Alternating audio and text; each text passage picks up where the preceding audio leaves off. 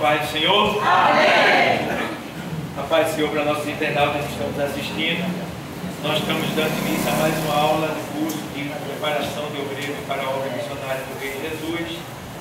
E nós estamos começando hoje uma disciplina nova. Uma disciplina nova. Que disciplina é, igreja? Que disciplina é? Introdução à Bíblia. Introdução à Bíblia. Introdução à Bíblia. Bom, então, a gente vai agora, eu dei aí esse folheto, essa pesquisa para vocês aí, vocês acrescentar a apostila de vocês, certo? Então, a gente está vendo aqui, a gente vai estudar sobre a importância da Bíblia. O que é Bíblia? Então, a gente pode começar já a ler. Aqui, por exemplo, você vai me acompanhar aí no seu folheto, tá bom? Se é algumas coisas, não é tudo, certo? É uma apostila. O que é Bíblia? Bíblia é a Sagrada Escritura, conjunto de livros do Antigo e do Novo Testamento, que contém o quê? Que contém o quê? As doutrinas que orientam o quê? Muito bem, do grego biblio. A palavra Bíblia em grego é biblio, que significa o quê? E mais o quê? A palavra testamento em hebraico, perite, significa o quê? Que mais? Que mais? Muito bem. Isso é um texto que quando você for pregar aqui na Bíblia, fazer uma ministração sobre a palavra de Deus, então a gente já tem uma pequena introdução para você. Então, a Bíblia judaica é chamada de o quê? De o quê? Pelos cristãos. Velho Testamento pelos cristãos.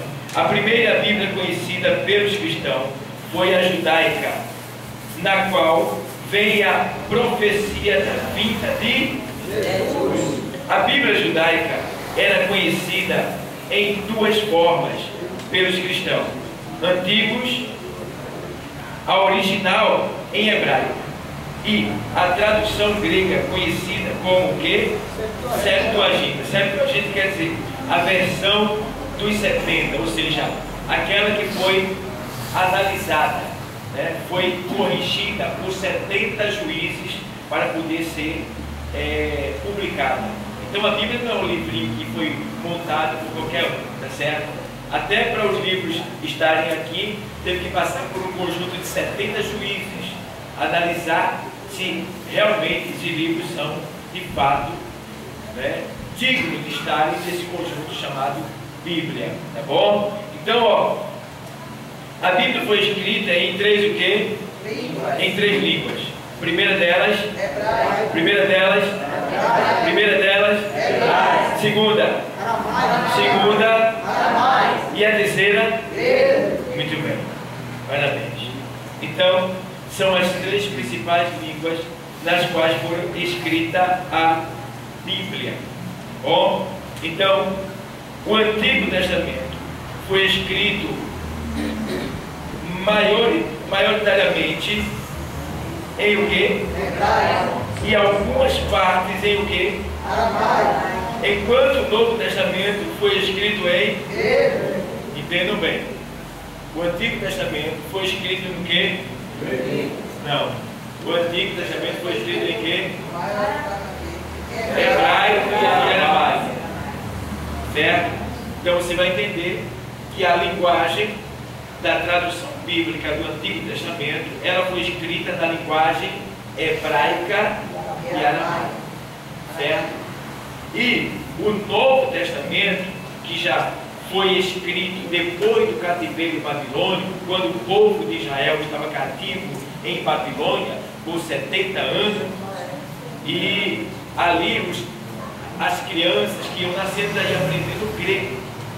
e alguns judeus, para não perderem a sua origem linguística, ensinavam o hebraico e algumas porções do aramaico. Aí ficou esses três idiomas predominando: aramaico, hebraico e o grego. Mas o que predominava era o hebraico e o grego. O grego com influência maior, porque era uma linguagem falada por vários países naquele tempo. O grego, porque o grego foi a língua do cativeiro. Então, quando eles vieram do cativeiro, muitos falavam grego, bem clássico mesmo, bem claramente. Então, o Novo Testamento, que você tem em suas mãos da Bíblia, foi escrito na linguagem grega, no grego. Que quer dizer que para a gente entender o texto, a gente tem que procurar conhecer a linguagem grega, para poder interpretar o que significa aquele texto. Claro que hoje a gente tem um livro de interpretação, temos dicionário, temos uma base do grego, então já ajuda. Mas tem textos que realmente eles diferem, porque a linguagem grega não significa só uma coisa, né? Como por exemplo, aqui a gente tem manga de camisa e manga do meio. Olha a manga! E aí? A pessoa que é de fora vai entender que manga é essa? Então, assim também no grego, tem algumas frases que querem dizer várias. Então, a interpretação bíblica tem que acompanhar as conjugações verbais do grego. Então, claro, você não entende grego, a gente entende grego completamente, mas eu estou falando isso para vocês entenderem que você tem um livro aí que foi escrito no português, né, que foi homens aqui no Brasil que escreveram. Não, vocês têm um livro que a origem dele vem de muito mais além do que você imagina, tá? E a linguagem, ou seja, a tradução deles é essa daí, é justamente o hebraico, o aramaico e o grego. Então vamos ler mais aqui. O Antigo Testamento é composto pelo quê? Pentateuco. O que é Pentateuco? É o livro da lei. Penta quer dizer 5. Os 5 primeiros livros da Bíblia é chamado de Pentateuco. Pentateuco porque é penta de 5, tá? Teuco, e também se refere à lei de Deus. Então, Pentateuco. Esses 5 primeiros livros também é chamado de Torá. Torá, que traduzido quer dizer ensino, certo? Então, era a Bíblia dos judeus, era a Torá, o Pentateuco, o livro da lei. Eram os 5 primeiros livros da Bíblia, certo? Que é Gênesis, Êxodo, né? Aí vem ali Levítico, Números e Deuteronômio, não é isso? Então, é os 5 primeiros livros da Bíblia. É chamado de quê? E também de quê? De quê? E mais o quê?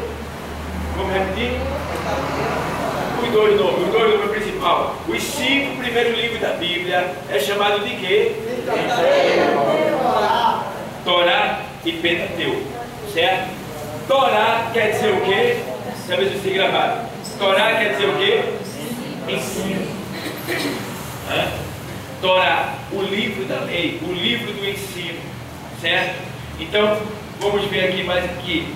Aí, ó, ele diz assim,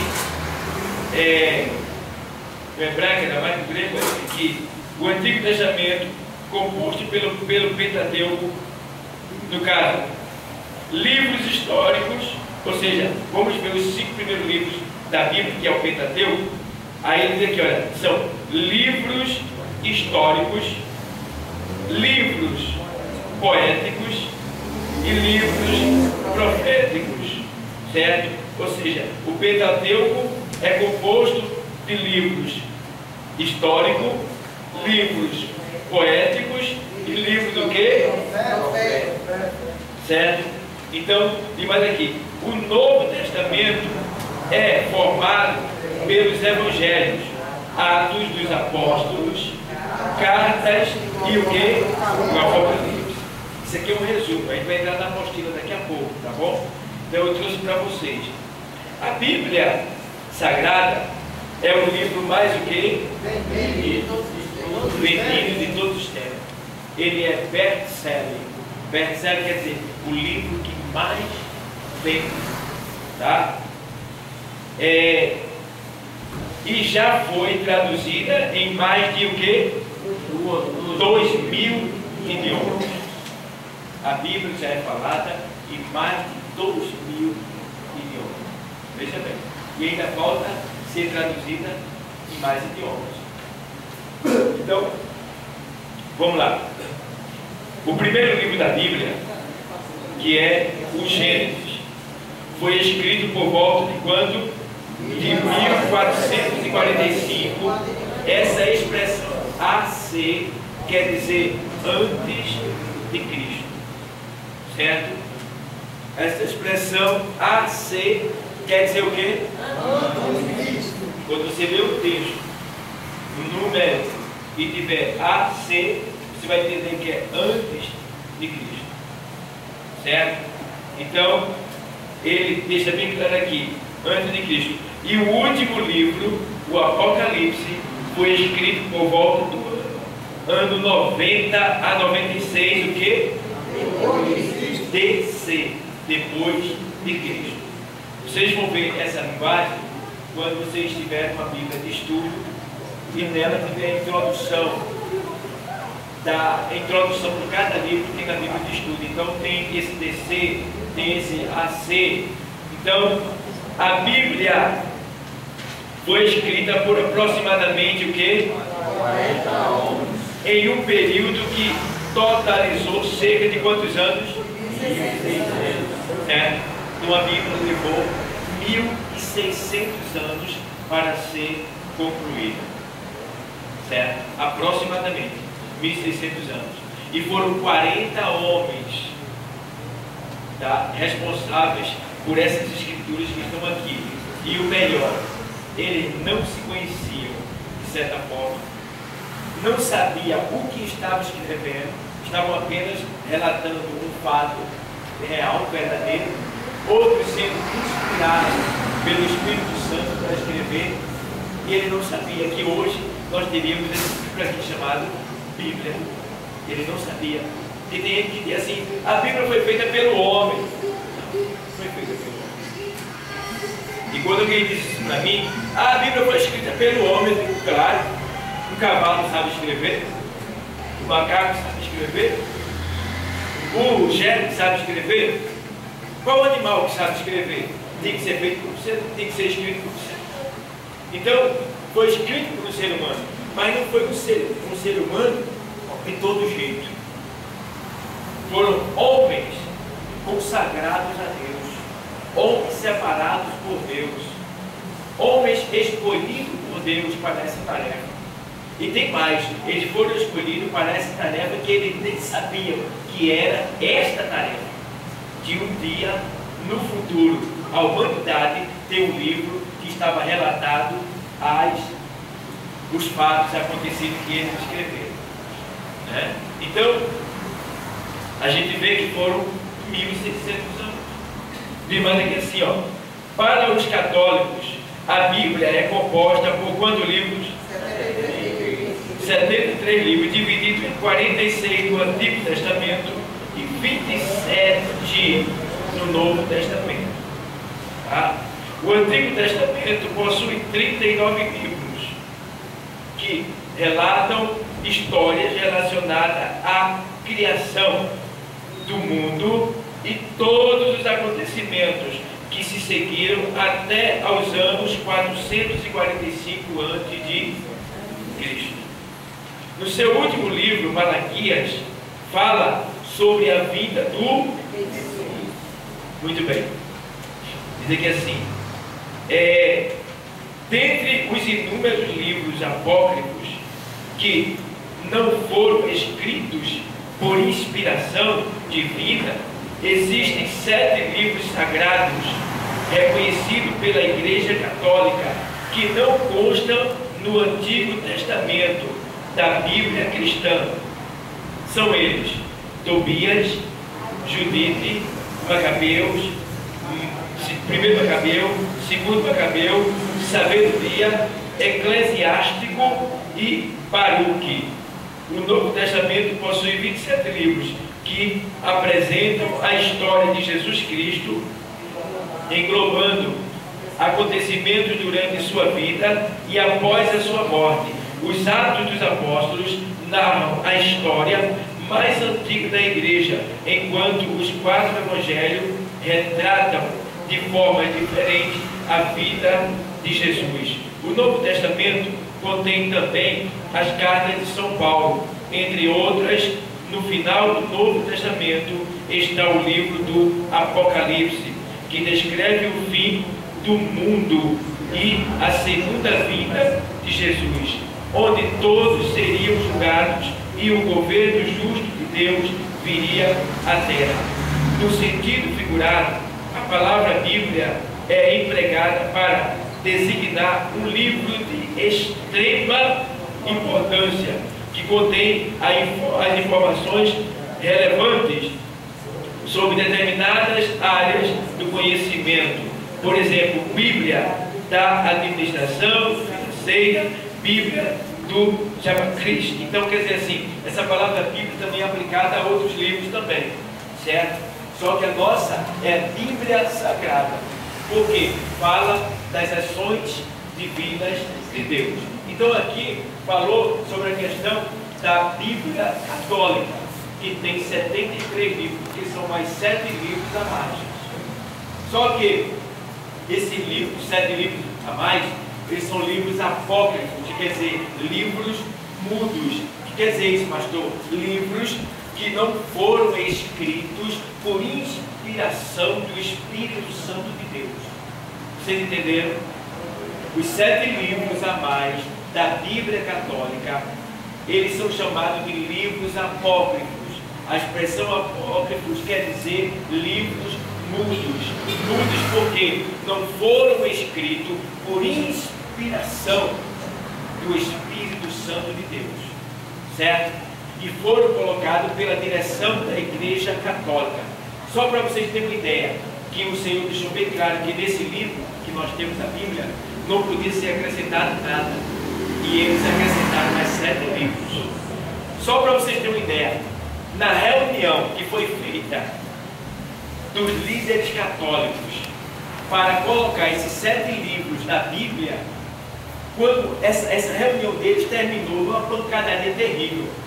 Foi gente com osso quebrado, cara quebrada, sangue pingando, desmaiado. Foi a pior bagunça. Claro, uma maldição dessa, acrescentando ao livro que Deus já teria o que? Selado, determinado, de só aquele.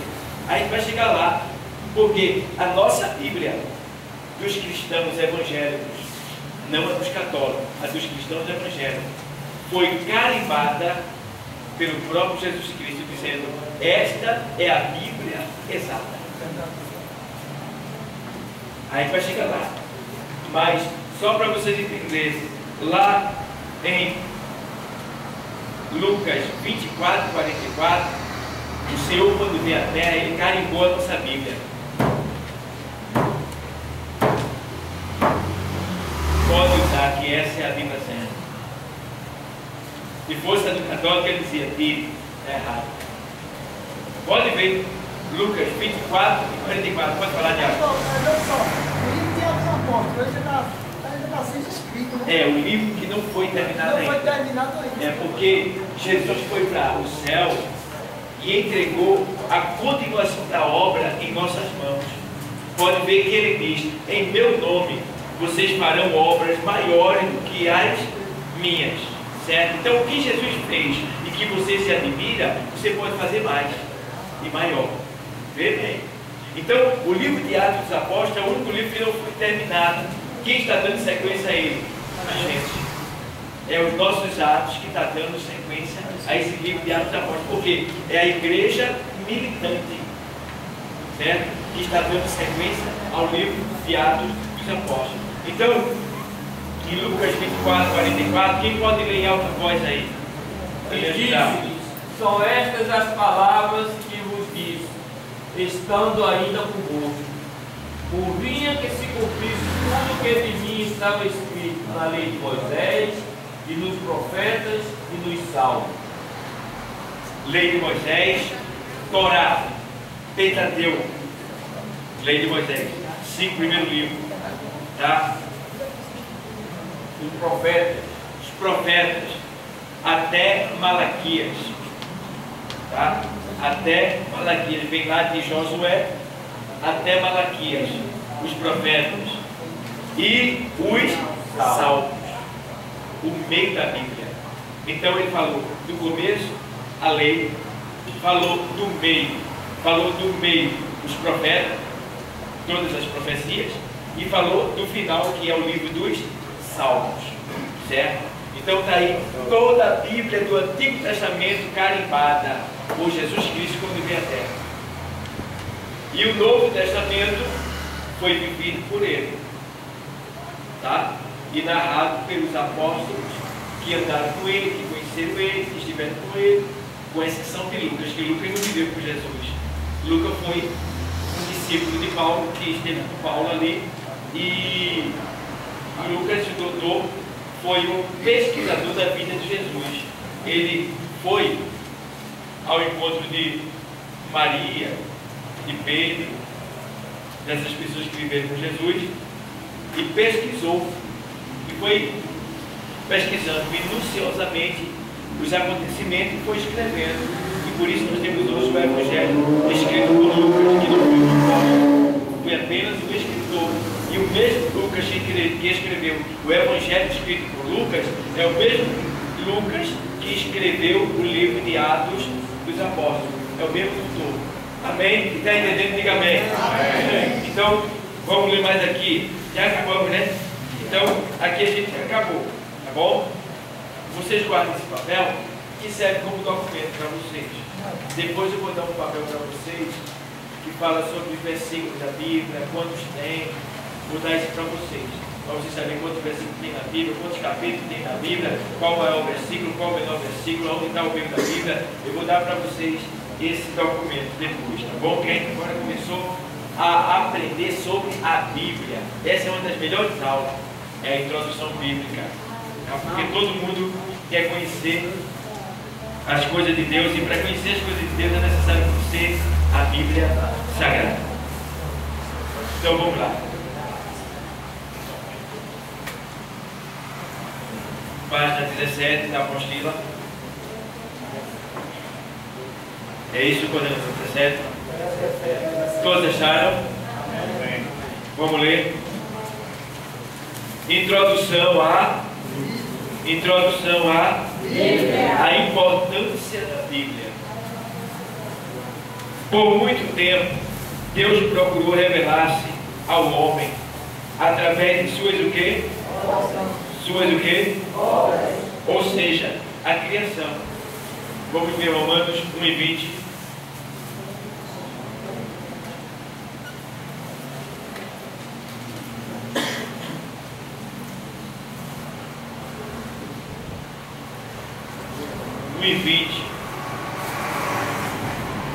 Vamos ler, diz assim o texto sagrado, vou ler para você. Porque as suas coisas invisíveis, desde a criação do mundo, tanto o seu eterno poder, como a sua o quê? Divindade, abre a Bíblia, hein? Como a sua divindade, se entendem e claramente se veem pelas coisas que estão o quê?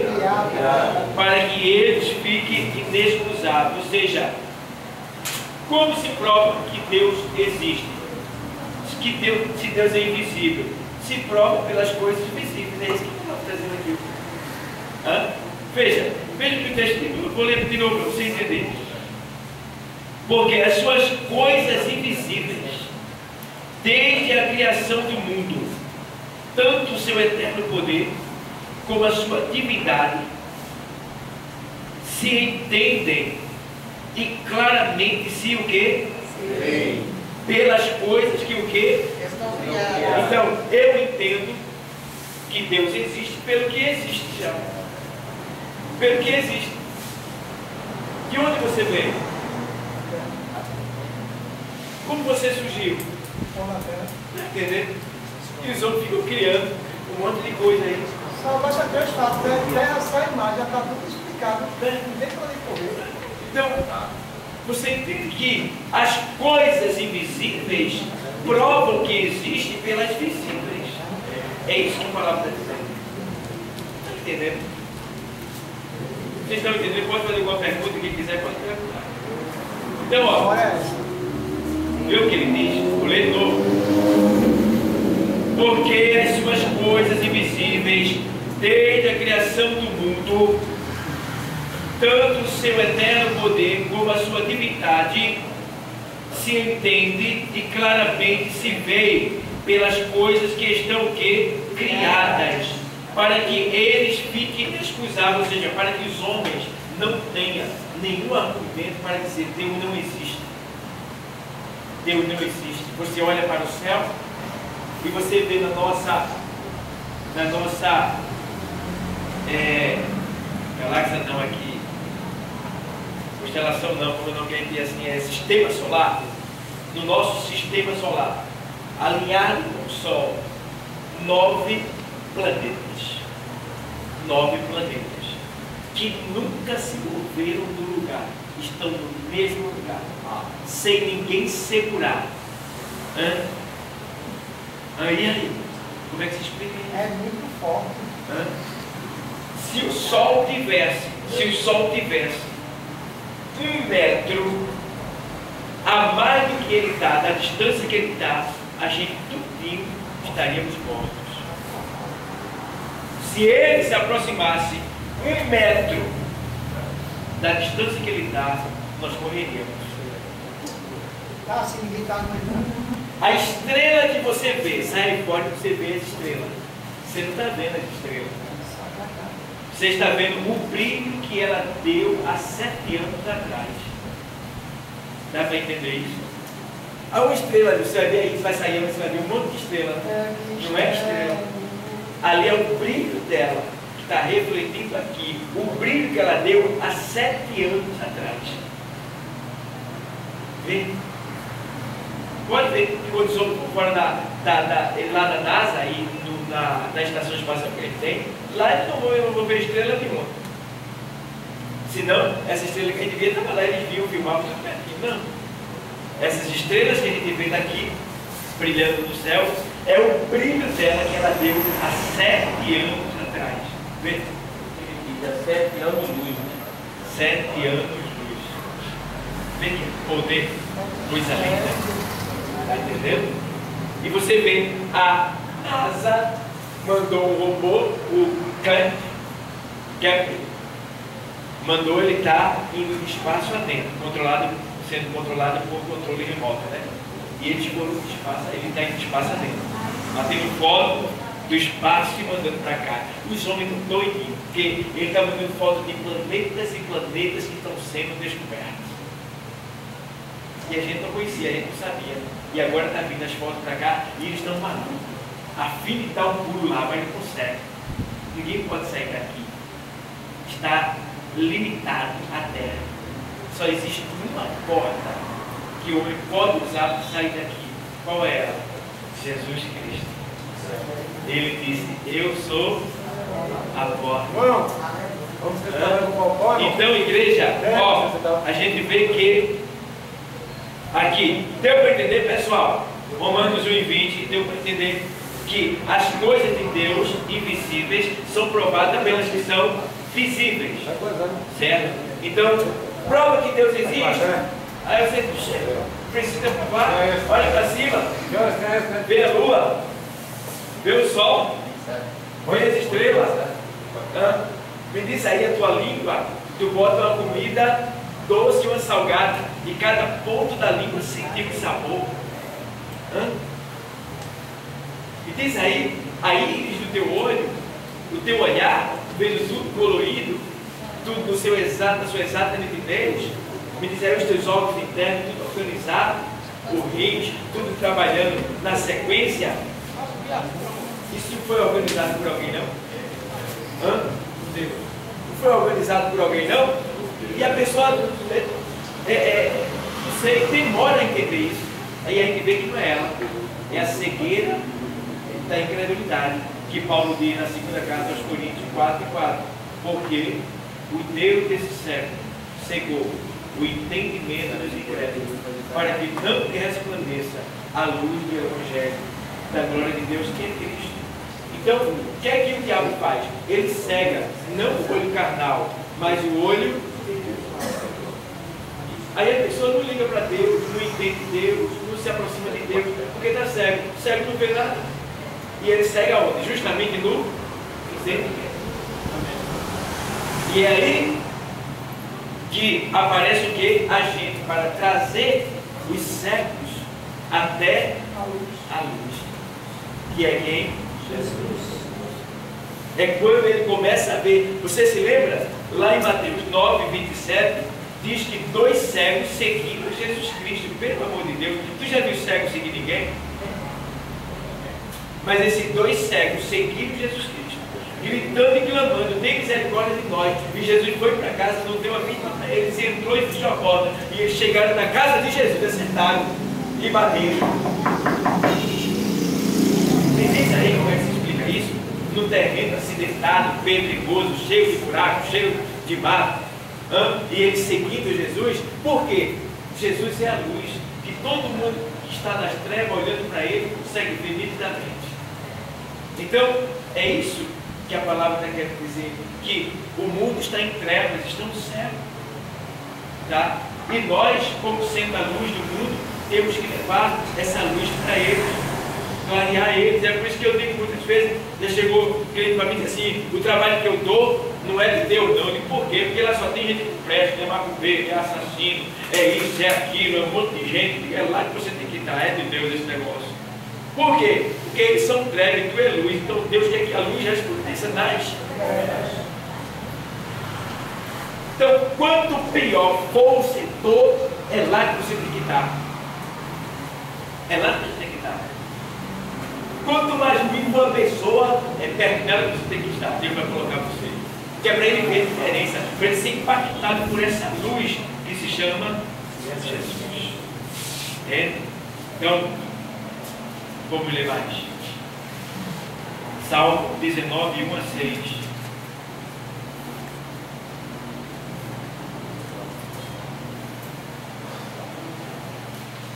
O texto sagrado diz exatamente assim. Vou ler para você.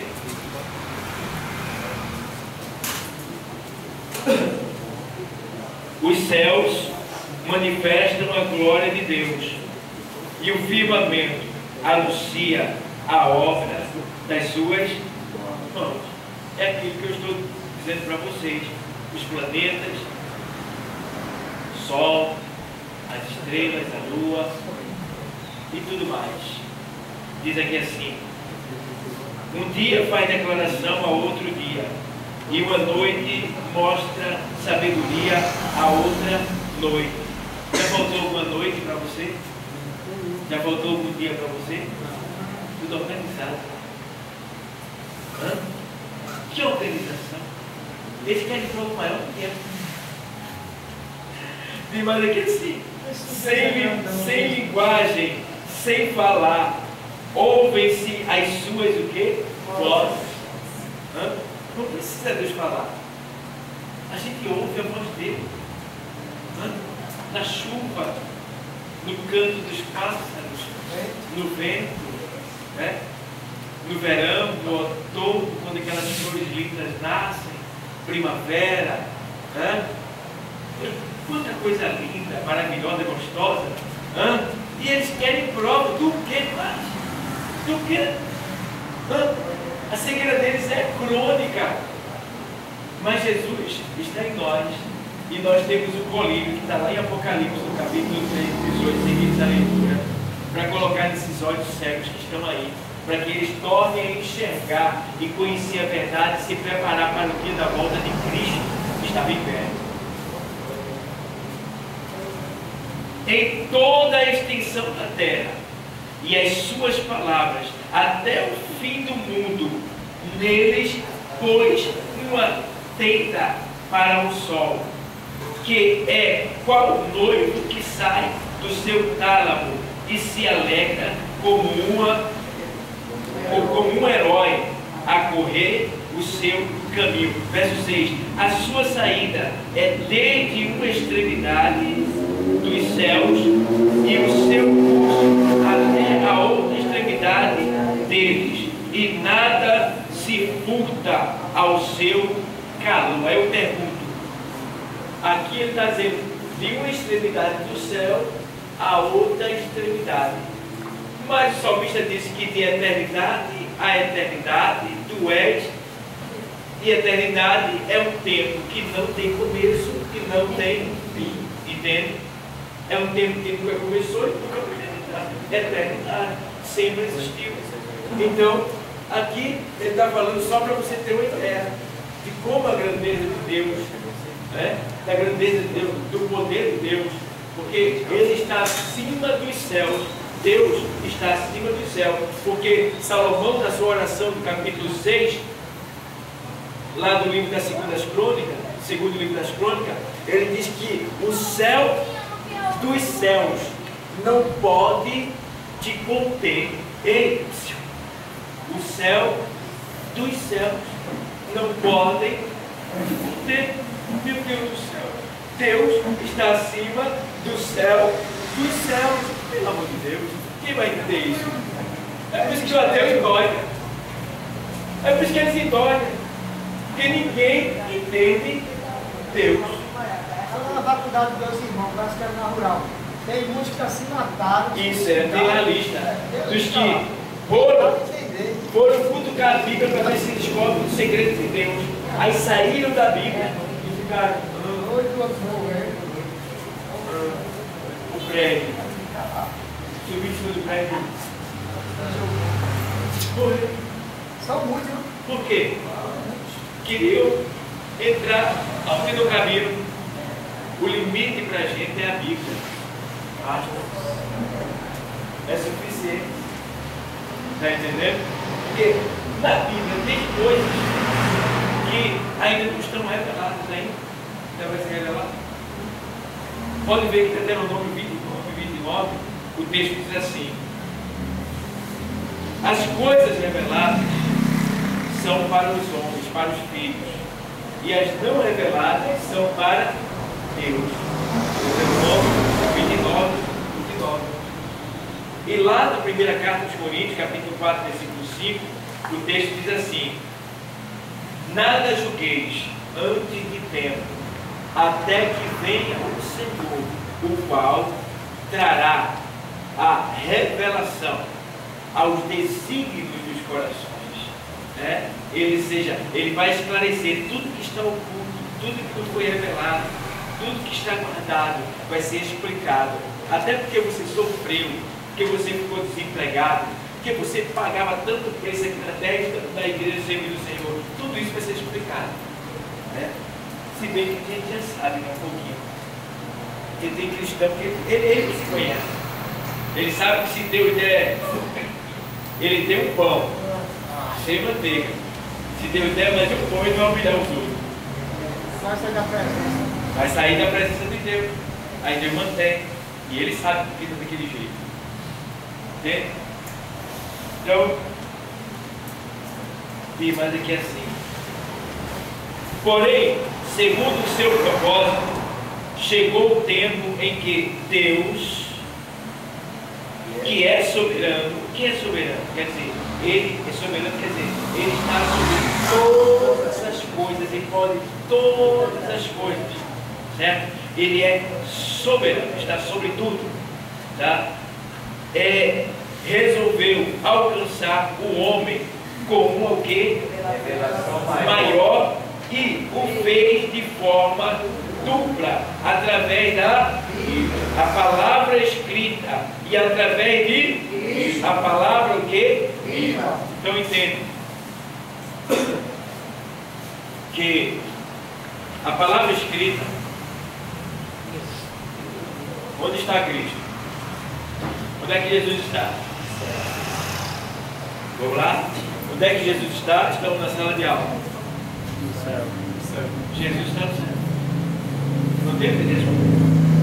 Onde é que Jesus está? No céu. Ele está no céu.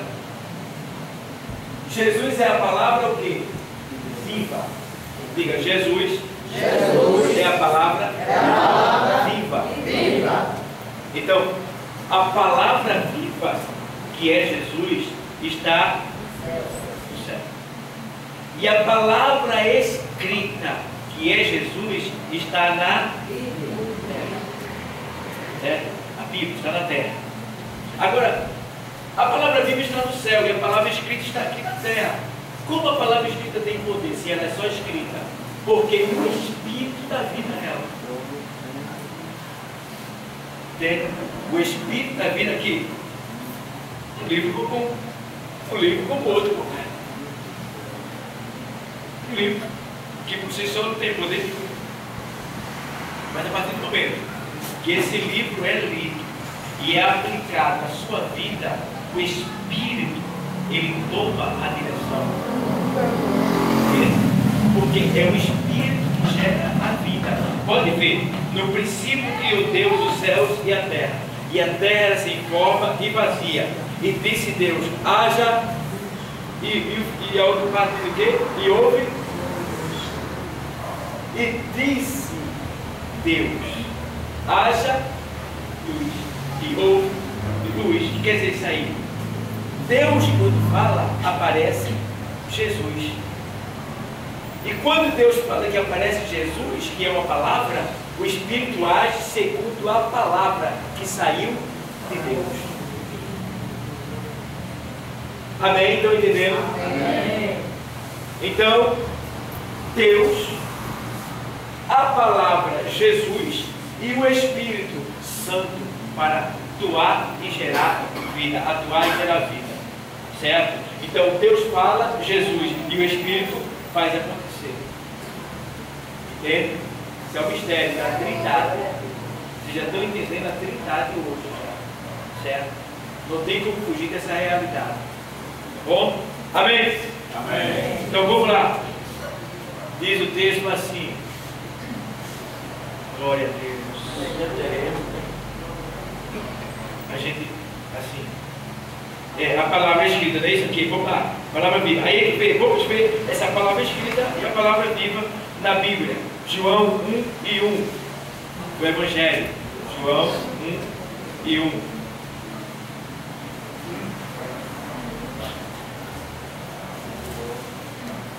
No princípio era o Verbo, e o Verbo estava com Deus, e o Verbo era Deus. É lindo esse texto, né? Vamos ler de novo. Vamos ler de novo. Vamos ler de novo, todo mundo junto. No princípio era o Verbo. Princípio, que princípio é esse? Começo. Ninguém sabe. Princípio de quê? Juntas no princípio. Que princípio é esse? Ele está dizendo, era o Verbo. O que é verbo? Princípio racional. Tá? Princípio racional. Lei racional. O Verbo falou, se verbalizou. Então, no princípio era o Verbo. E o Verbo estava com quem? O Verbo não é a palavra? Ele está dizendo, no princípio era o Verbo. Dizendo que o Verbo é Deus também. No princípio era o Verbo. E o Verbo estava com Deus. E o Verbo... Você entendeu? Está entendendo? O que é que esse texto está dizendo aqui? Ele está triunido. Triunido. Ou seja, nós temos um Deus que é triuno. É um que age como se fosse três. Tem três que agem de forma única. Nenhum faz uma coisa e outro faz outra. Não, porque eles estão certo? É um depois do outro. Deus fala, Jesus aparece, o Espírito Santo atua. Ele não pode separar. Eles são um só. Vocês estão entendendo? Alguma dúvida? Trindade é Pai, Filho e Espírito Santo. Isso. Pai, Filho e Espírito Santo. Alguma pergunta? Todo mundo está aprendendo, graças a Deus. Então vamos lá. 1 João 5,7.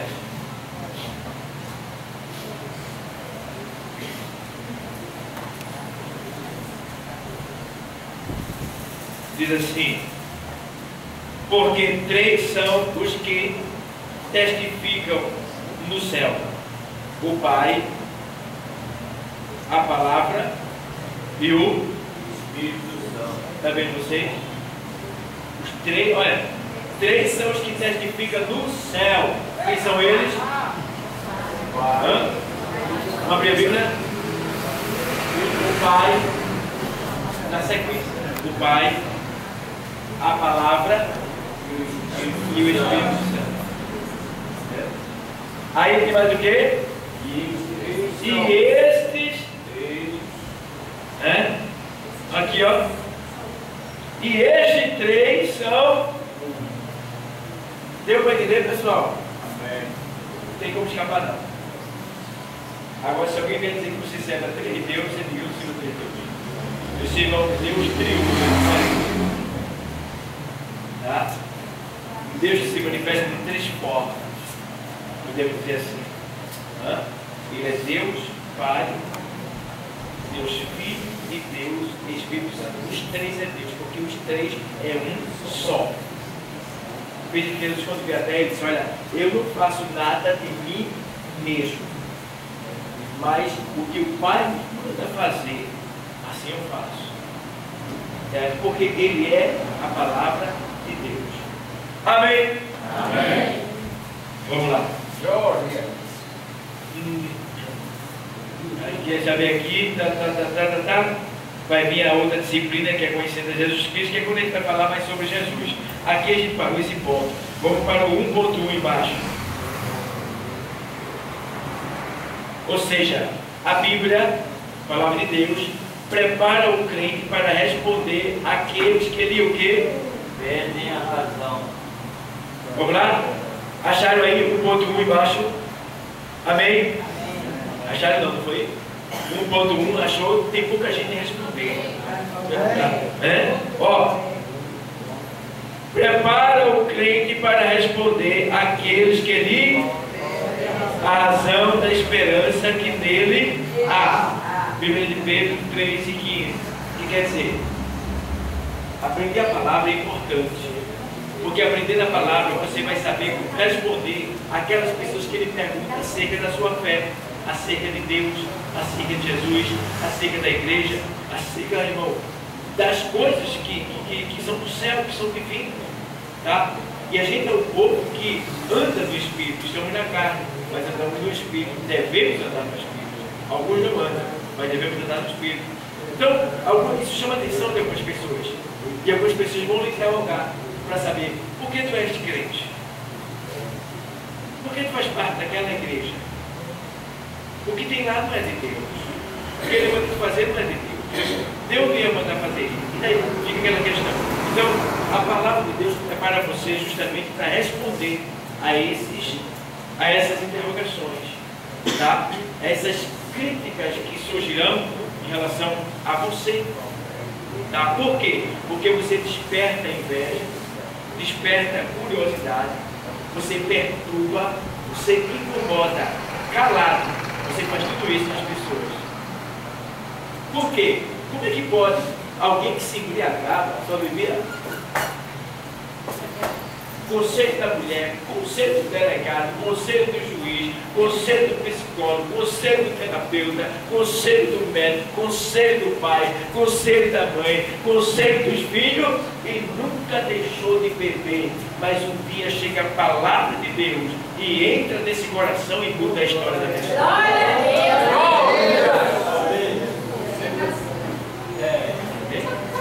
Então, ela realmente prepara. Ela tem o poder de penetrar aonde ninguém tem esse acesso. A própria palavra diz lá em Hebreus 4:12 que a palavra de Deus ela é viva e eficaz, mais penetrante que qualquer espada de 2 gumes, né?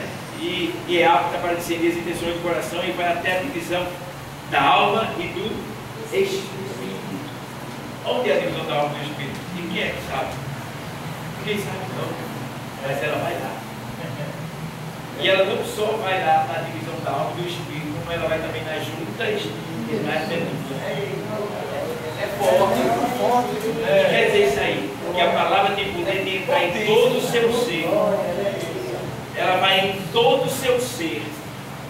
É por isso que quando a gente dá lugar à palavra, acredita na palavra, ela entra e faz a limpeza. E aí acontece o quê? A cura. Aí o paralítico anda, o cego vê, o mudo fala, né? O surdo ouve. Por quê? Ela entra e faz esse levante, né? Então, é isso que a gente precisa entender. A gente precisa aprender mais a palavra, se dedicar mais à palavra, procurar conhecer mais a palavra. Porque quanto mais a gente conhecer a palavra, a gente vai ser mais fortalecido, de algo vai ter poder contra nós. Porque o Senhor diz na sua palavra, lá usando o profeta Oséias 4 e 6, ele diz: olha, o meu povo foi destruído porque lhe faltou conhecimento. Não é a expressão lhe faltou, não é porque não tinha conhecimento para ele buscar, é porque ele não buscava.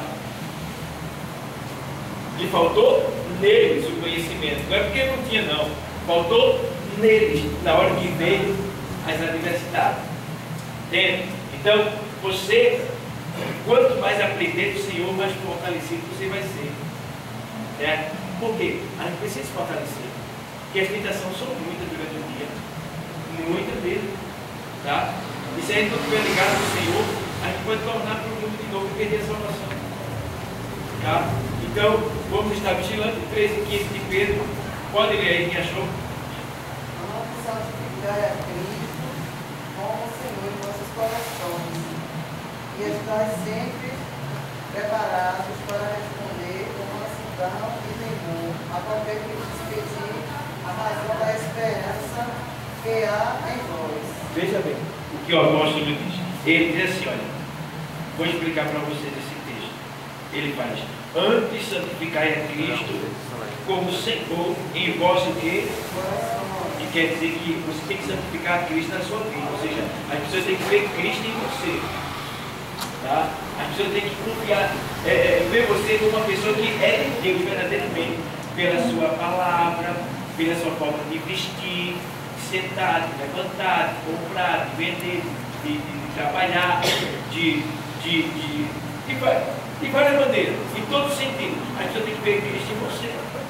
Então, antes de santificar a Cristo em vosso coração, ou seja, você tem que transparecer, Cristo tem que aparecer de maneira que as pessoas vejam Cristo em você. Aí ele manda assim, ó. Aí ele manda aqui assim. Vou aqui atrás. Aí ele faz assim: antes de santificais a Cristo em vosso como Senhor em vosso coração, tá? E estáis sempre preparados para responder com o quê? E o quê? A qualquer que vos pedir a razão da esperança que há em vós. Então alguém pode se admirar de você e chegar a perguntar a você: por que tu é crente? Por que tu é crente? Então você vai ter que responder. Aí você, com mansidão, mas se você não for manso, você vai dizer: porque eu quero. Ou vai virar as costas, ou vai interpretar de maneira ruim aquela interrogação. Então, você vai ter que explicar para a pessoa por que você é crente. Aí você vai contar o que Deus fez na sua vida, tá? Vai contar o que Ele está fazendo, e aí vai contar um testemunho para aquela pessoa, tá? E vai dizer para ela que o que Ele fez na sua vida, Ele também quer fazer na vida dessa pessoa. Como assim, então, que é para ganhar a pessoa, né? Porque tem crente que ele parece uma faca, né? Uma vez eu estava na parada do ônibus e eu vi o crente pregando. Ele estava pregando de uma maneira tão agressiva que eu senti vergonha. Para que ele não vai ganhar ninguém daquele jeito, não. Algumas palavras ficarão, mas a maioria das palavras surtirão nas pessoas mais assim: repúdia, ódio, ira, revolta, do que muitas vezes quebrantamento para a salvação. Porque vem falar sobre a salvação, fala sobre o inferno, fala sobre religião, ataca as religiões das pessoas. Isso aí tu deve fazer. Temos que respeitar todo mundo. Eu sou macumbeiro, prazer em conhecer. Eu sou cristão em Cristo Jesus. Sou servo do Senhor Jesus Cristo. Para mim, uma honra conhecer você. Eu sou espírita. Aceito a literatura? Aceito, obrigado. Depois eu vou ler quando chegar em casa. Toma da minha também. Educação, temor, mansidão. Temos que ter esse negócio de acreditar. Ai, fulano era feio. Sai daqui, sai pra lá. Daí a nome de Jesus. Eles olham assim. Você que é luz tem que se aproximar das trevas. Não para viver nas trevas, fazer o que as trevas fazem. Para iluminar as trevas. Para fazer com que as pessoas entendam que elas precisam dessa luz que envolveu você, que iluminou você. Certo? Isso é amor. Então, ó, aqui, vamos ver mais aqui o texto aqui. Faz o obreiro, ou seja, a palavra de Deus, faz o obreiro aprovado quanto ao manejo da palavra da... Vamos ler? 2 Timóteo 2,15. É conhecido nosso. Diz assim, ó. Procura apresentar-te a quem? A Deus. Aprovado, como obreiro que não tem de que se envergonhar, que maneja bem a palavra da... Então, aqui está mandando, Deus está usando a sua palavra para mandar que nós tenhamos vergonha. Às vezes eu estou pregando e eu digo, sabia que Deus às vezes manda o crente tomar vergonha na cara? Aí eu cito esse versículo aqui.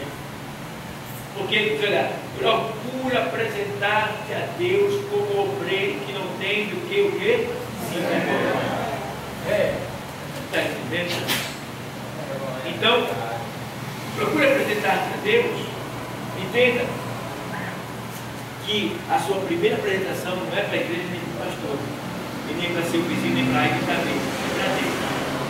E aí que está o segredo. Porque você tem que se apresentar a Ele com sinceridade.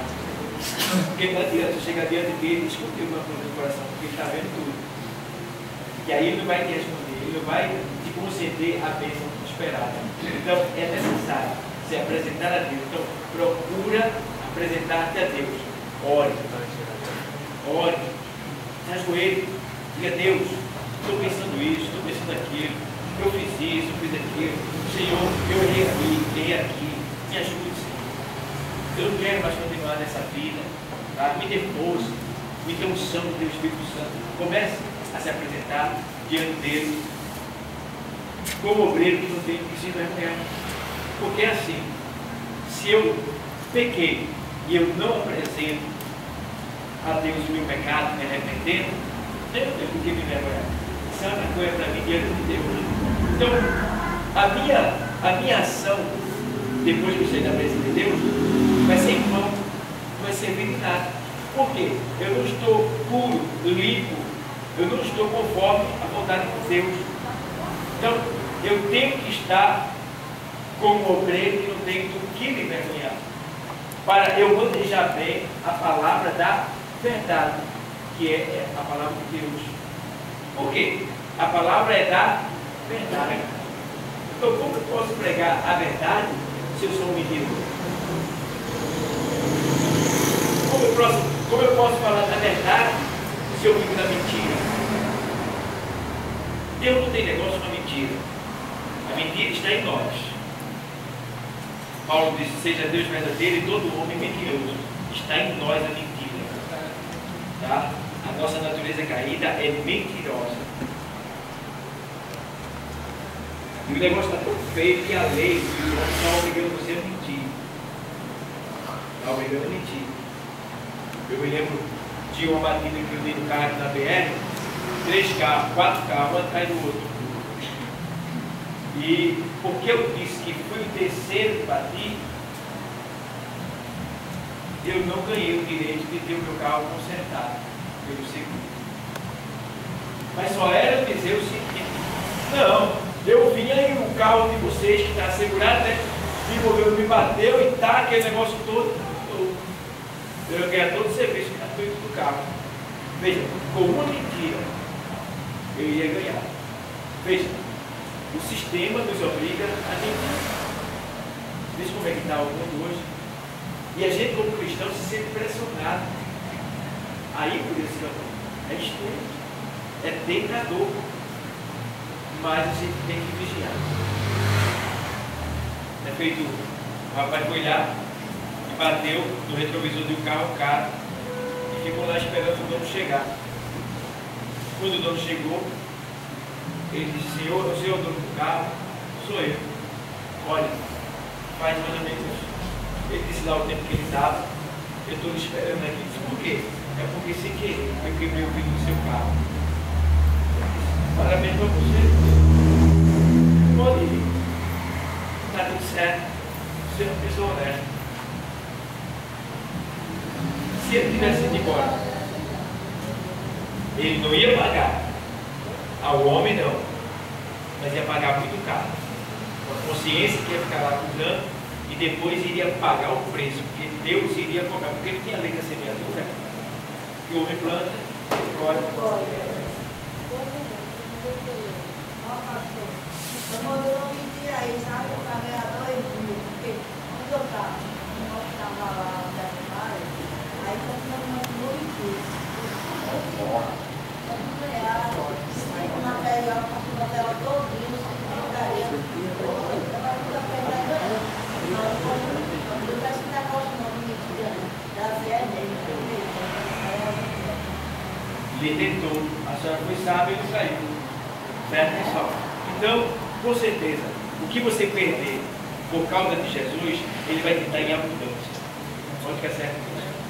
Tá? Então, se você deve, pague. Eu me lembro que nessa batida, foi bom essa batida, porque eu paguei o preço que eu devi quando estava lá fora, do outro lado do mundo lá. Eu fiquei devendo R$40 em uma escola.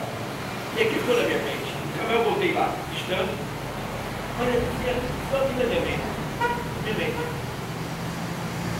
Foi justamente nessa batida, eu dei R$400 para o cara, que disse que ia cobrir o conserto do meu carro.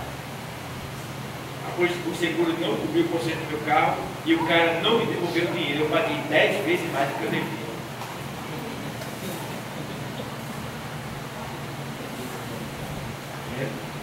É. 10 vezes mais.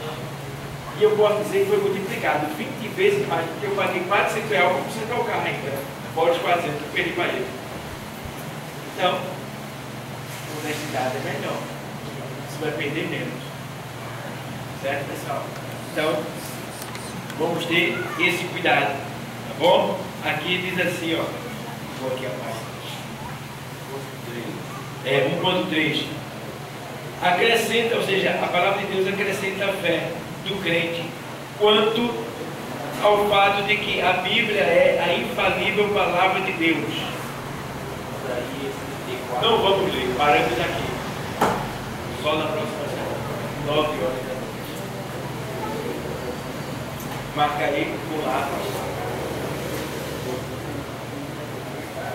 Onde a gente parou? Bom, desde já agradeço a todos os nossos internautas que estão nos assistindo.